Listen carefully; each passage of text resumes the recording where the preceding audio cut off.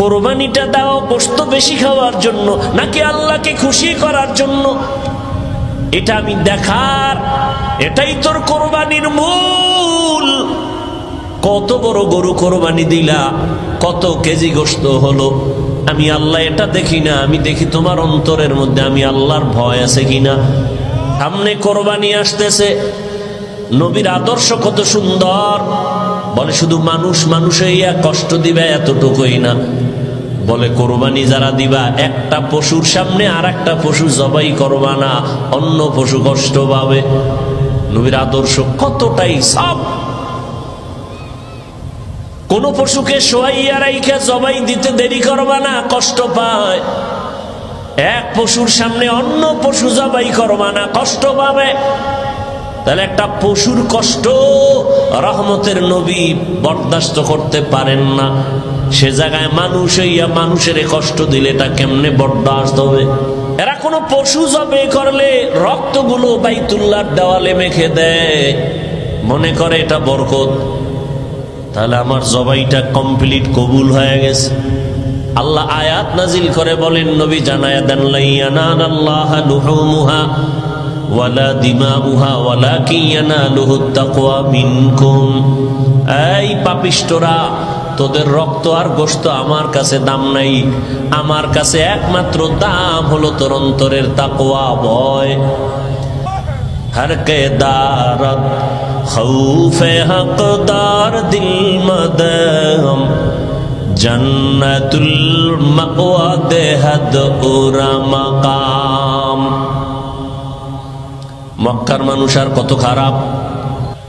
বিধবা নারী সমাজের বাইরে, আম্মা জানেরা মাসে যখন অসুস্থ হয় বিছানা আলাদা করে দেয়, ঘৃণা করে। কন্যা পছন্দ করে না। ছেলে হলে বাবা খুশি, বড় ঈদের আনন্দ করে।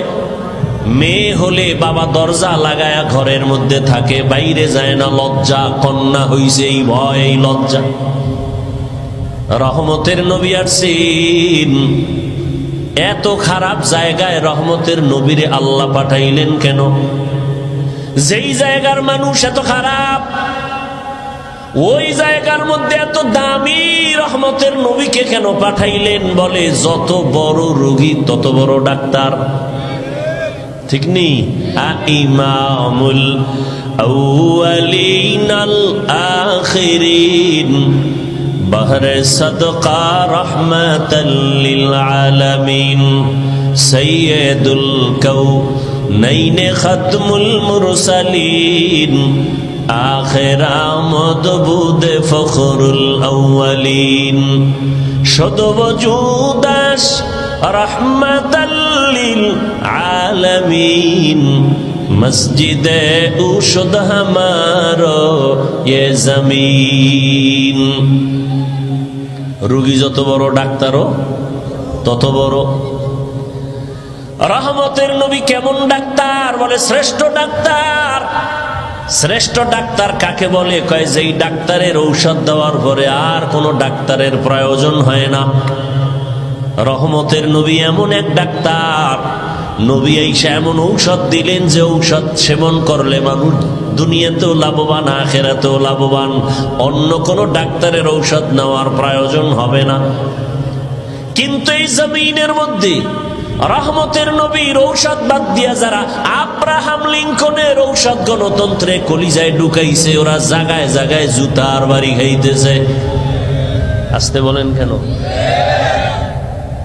আব্রাহাম লিঙ্কনের আদর্শ গণতন্ত্র, রহমতের নবীরটা বাদ দিয়া নিছে, কপাল পুড়ে গেছে। লেলিনের আদর্শ নিছে, নবীরটা বাদ দিয়া কপাল পুড়ে গেছে। কালমার্সের আদর্শ নিয়ে নবীরটা বাদ দিছে, কপাল পুড়ে গেছে। জমিনের মধ্যে নবীর আদর্শ বাদ দিয়া ভিন্ন কোন আদর্শ যারা গ্রহণ করেছে, এরা মরার আগেই মরে গেছে। এদের ইজ্জত সম্মান সব নষ্ট হয়ে গেছে। আল্লাহর জাতের কসম, এ জমিনে একমাত্র রহমতের নবীর আদর্শ ছাড়া আর সুন্দর ভালো আদর্শ কারো মধ্যে নাই।